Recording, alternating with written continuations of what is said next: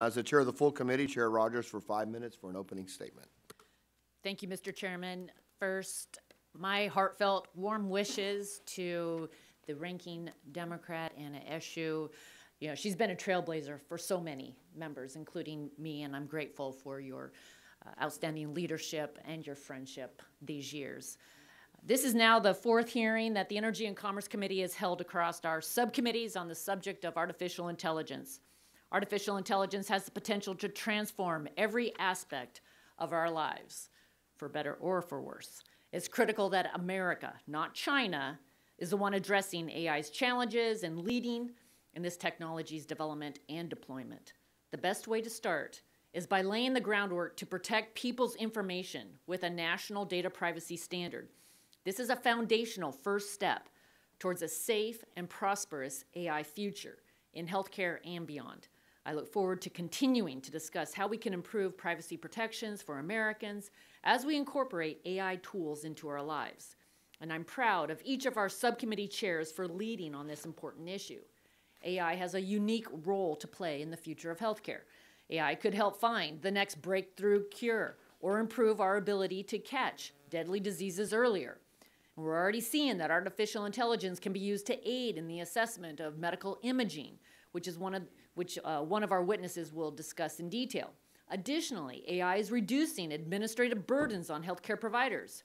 We've all heard from providers in our districts about the burden of necessary but cumbersome paperwork, how often this leads to burnout for doctors and nurses, and how it eats up time that they could be spending providing actual patient care.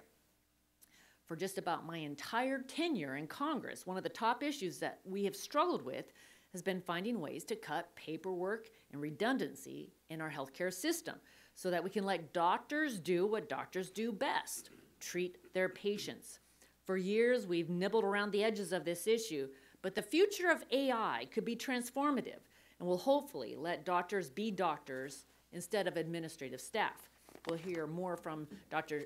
Schussler from HCA on how this is being tested out in hospitals. To be clear, AI will not solve all the problems with America's healthcare system. One concern we have frequently heard is the potential of human biases to be implicitly baked into AI technologies.